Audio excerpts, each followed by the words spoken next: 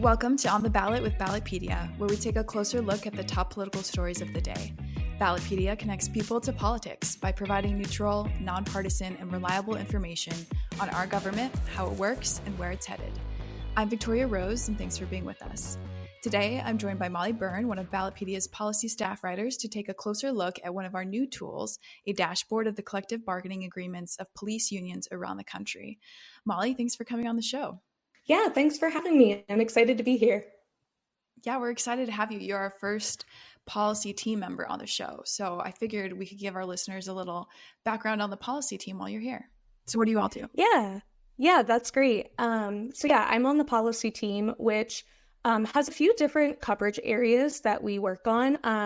Right now, we are working on our administrative state coverage. We have education, ESG, work requirements, unemployment insurance, federalism, and then our police collective bargaining agreements coverage. So a wide variety of topics. Is there one that you variety? Yeah.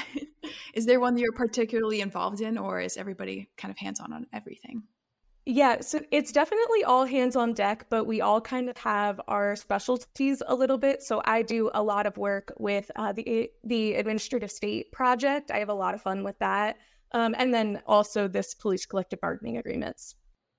Awesome. Well, let's jump right into it. So Ballotpedia officially rolls out our latest dashboard today. Before we break down any of the big picture data or run through how listeners can use this new tool, would you mind defining what a collective bargaining agreement actually is? I feel like it's kind of a jargony term. Maybe the average reader is not as familiar with it. So could you break it down for us? Yeah, definitely. So a collective bargaining agreement, or a CBA, in the context of police, is a contract between a state, city, or other governing entity and police union that's used to establish rights, protections, and provisions for law enforcement officers. So CBAs can determine a variety of departmental procedures. They can cover topics like the arbitration process, training standards, steps for investigating officers for misconduct, and then also CBAs typically establish wages and benefits for police officers. Got it. So are CBAs the only way a governing board can set policies and standards for a police department? No. So CBAs are just one of many ways that policies can be set for police officers. So policies can also be set in state law, in local charters and ordinances, or by police departments themselves. So especially in the context of our analysis and our dashboard, if it's noted that a particular topic maybe isn't covered by a CBA, that doesn't mean that the police department or law doesn't address that topic somewhere else. It just means that the union wasn't involved in that policymaking through the CBA. And then beyond that, some states and cities may also restrict collective bargaining, but they could have other ways of negotiating with police unions using other methods. So in those instances, we might see jurisdictions establish police standards through documents like memorandums of understanding or memorandums of agreements. These are also referred to as MOUs or MOAs, as well as meet and confer agreements is another example. So these wind up being agreements between a governing entity and a police union regarding certain employment terms and conditions, and can either be non-binding in some cases, like with MOUs, or in other cases, like with MOAs, these are just another form of formal legally binding contracts. That makes a lot of sense. I've seen a lot of these terms in my own work with local ballot measures. We see a lot of collective bargaining, police, local ballot measures. So this is a great little primer on that. Why did Ballotpedia set out to analyze the specific questions we did about CBAs? Yeah, so Ballotpedia developed a series of landscape questions that were aimed at gaining insight into various state and local approaches to police discipline, accountability, and transparency across the country. So this series of questions allows readers to understand the role that police CBAs has across a variety of topics, everything from community oversight to investigations, union authority training, and more beyond that. Very cool. Big picture wise, though, what does the CBA landscape look like across the country? Yeah, so according to our analysis, which looked at police CBAs in the 50 states and top 100 cities by population, there were 26 states and 79 cities that had police CBAs as of December 2023. there were 22 states and 21 cities that did not have police CBAs. And then within the context of our analysis, there are 2 states and 1 city that were areas where our request for information was either denied or the information just couldn't be verified. So on our dashboard, that includes the state of Delaware and West Virginia, as well as Buffalo, New York. And then within that, there's a ton of different information to explore about what exactly is included in each of those CBAs and how they compare to one another. And what were some of the biggest themes or trends you noticed between CBAs? And were there any with like really specific or unique requirements? Yeah, so as we worked through this analysis, we noticed some common themes in the areas that we were exploring within the CBAs. And we found that the information could be categorized into 9 different topic areas. So our first topic is questions that we refer to as CBA basics, which just consists of whether or not the CBA exists, whether it's accessible online, questions like that.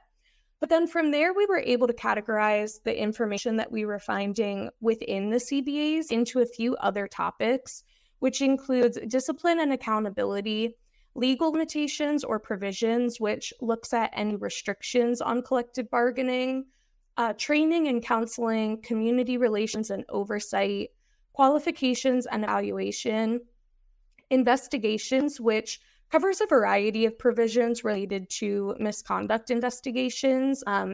This looks at requirements for timelines for investigations, providing notice to officers, whether officers receive compensation throughout that process. And then we also have evidence and records, which looks at areas like body-worn camera policies and regulations for maintaining officer disciplinary records. And then finally, we have union authority as a topic, which looks at more specific questions about police union authority to be involved in certain policy and decision making. So we look at areas like promotions and training and other areas outside of pay and benefits. But then to answer your second question, there were a few instances where we came across some unique provisions within these questions and some of these topic areas. And we were able to capture that in the dashboard through our summary and details fields. So for example, we asked the question, does the CBA contain provisions related to discipline for misconduct? And you can go into that question and really look through some of the nuances that we found in how certain jurisdictions define discipline differently, or maybe place different restrictions on what disciplinary action can be taken in different situations. And we even found some unique provisions, such as examples of allowing officers to use vacation credits in lieu of suspension, just as a few examples. Wow, that's really interesting. And like props to your team for doing all of that research. It sounds very in the weeds. But now let's say I want to actually use the dashboard to check out my state or a specific city's CBA. How would I go about doing that? Yeah, so there are 2 main tools that you can use in the dashboard to explore that information. So first, there's the browse tool, which can be used to filter through the research by state, cities, or topics. So for example, if you wanted to explore, what the information in your city or state CBA, if one exists, you could use that tool to filter to a particular jurisdiction and look through all of the answers to all of the questions for that city or state. And then the browse tool can also be used to explore the data by topic and then subsequently by questions within that topic. So, for example, if you were really interested in looking at all of the information related to investigations in CBAs or discipline and accountability in CBAs, you could do that. But then the other way to use the dashboard is by using the compare tool, which is a really neat way to be able to dive into the research and see how the information in these CBAs compares across jurisdictions, or maybe see how certain jurisdictions compare across a series of questions.